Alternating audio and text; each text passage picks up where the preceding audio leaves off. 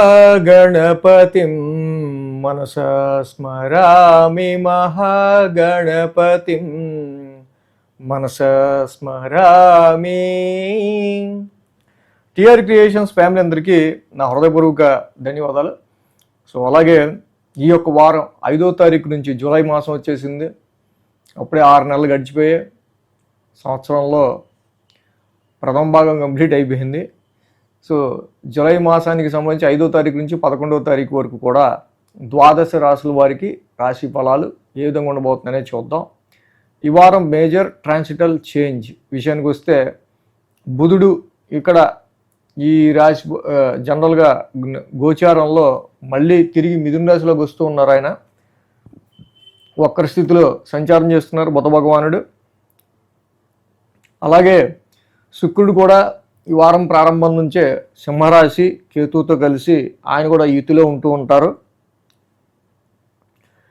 ఇక మీనంలో శని, వృషభంలో కుజుడు, మిథునంలో రవి బుధులు, ఉచ్చస్థితిలో గురుడు కర్కాటక రాశిలో ఇప్పుడు లోన్లీగా ఆయన గోచారంలో ఉన్నారు.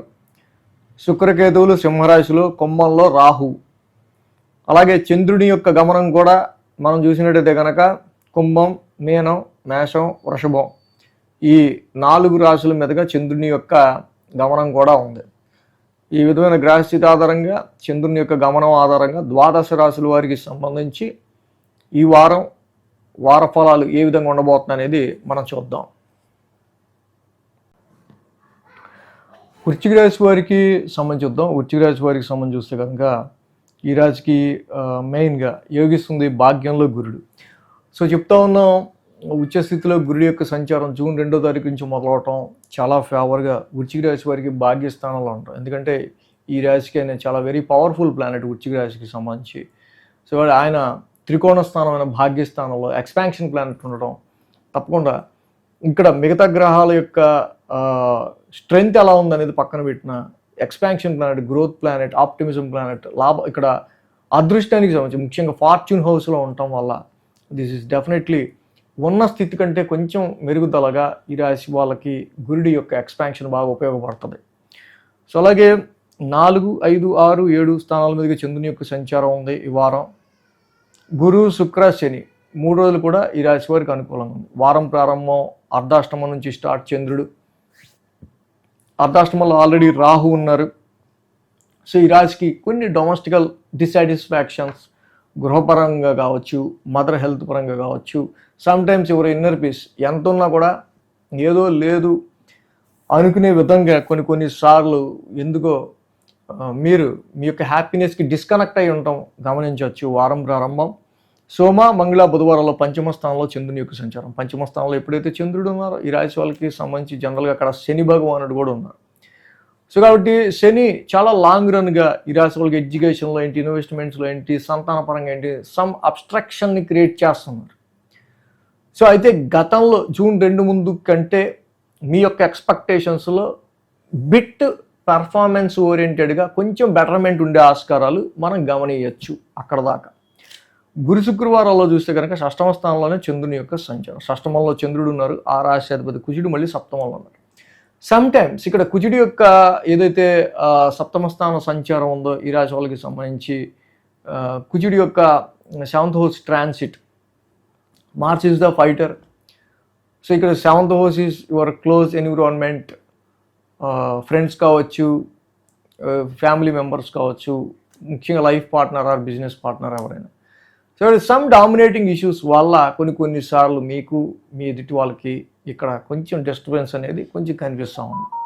సో ఈ విషయాల్లో గురు శుక్రవారాల్లో చంద్రుడి యొక్క 6వ స్థాన స్థితి సంచారం. సో ఇలాంటివి రేజ్ అవ్వకుండా చూసుకోవాల్సిన అవసరం కనిపిస్తూ ఉంది. వారాంతానికి చూస్తే 7వ స్థానంలో చంద్రుని యొక్క సంచారం. ఆల్రెడీ అక్కడ కుజుడు ఉన్నాడు, ఇందా చెప్పినాడు, రాశ్యాధిపతి. So you are over dominate to others. మీరు మీ ఎదుటి వాళ్ళని ఎక్కువగా ఓవర్ డామినేట్ చేసేయడానికి ఆలోచిస్తారు. ఎందుకంటే Mars is the fighter. So ఆక్రమించేసుకోవటం కాబట్టి ఎదుటోనే నా మాట వినవా అనే విధంగా కొంచెం ఫోర్స్ఫుల్గా వెళ్తే దేన్ని మరీ ఓవర్ యాక్షన్ చేస్తాడు, నా మీద డామినేషన్ చేస్తాడేంటి. సో నేనేమన్నా వాళ్ళకి బానిస్తున్నా, లేకపోతే నేనేమన్నా వాళ్ళ చుట్టానా, నేనేమన్నా పక్కానా అనుకునే విధంగా కొన్నిసార్లు ఎదుటోడితో క్రియేట్ అవ్వటం వల్ల కొంచెం సమ్ డిస్టర్బెన్సెస్ అనేవి వస్తాయి కాబట్టి ఈ విషయాలు కొంచెం జాగ్రత్త తీసుకోవడం అనేది మంచిది. సో అలాగే అష్టమ రవి దోషం కూడా కనిపిస్తుంది వృశ్చిక రాశి వాళ్ళకి. Sudden job transformations, sudden professional anxieties లాంటివి కొన్ని కనిపిస్తూ ఉన్నాయి ఈ రాశి వాళ్ళకి. సో ఏమన్నా సరే జూపిటర్ లక్ హౌస్లో, ఎక్స్పాన్షన్ హౌస్లో ఉన్నారు కాబట్టి అమ్మో పోలేరా బాబు బతికిపోయా, ఏదో లక్ ఉంది నాకు అన్నట్టు మాత్రం ప్రతి సిచ్యువేషన్ వెళ్తూ ఉంటుంది. సో కాబట్టి ఇక్కడ అష్టమ రవి దోషానికి కేజింపావు గోధుమలు, రెడ్ క్లాత్, ఆదివారం శివాలయంలో అభిషేకం చేసుకుని దానం ఇవ్వటం మంచిది రవికి ఒకటి. అలాగే మెయిన్గా అర్ధాష్టమంలో ఉన్న రాహుకి దుర్గామాత ఆరాధన చేసుకోవడం చాలా మంచిది. కుజుడికి కూడా కొంచెం సుబ్రహ్మణ్య స్వామి ఆరాధన చేసుకోవటం, ధరణి గర్భ సంభూతం చదువుకోవటం వల్ల ఇలా నేను చెప్పిన ఈ సిచ్యువేషన్స్లో చాలా వరకు బ్యాలెన్స్డ్గా ముందుకెళ్ళే ఆస్కారాలు ఉంటాయి. సో అన్ని గ్రహాల నవగ్రహ శాంతి మంత్రాలు మనం డిస్క్రిప్షన్లో ఇచ్చాం. సో కాబట్టి అక్కడ చూసి చదువుకోవచ్చు. ఈ వీడియో కనుక మీకు నచ్చినట్లయితే లైక్ చేయండి, షేర్ చేయండి. మరిన్ని అప్డేట్స్ కోసం సబ్స్క్రైబ్ చేయడం మాత్రం మర్చిపోకండి.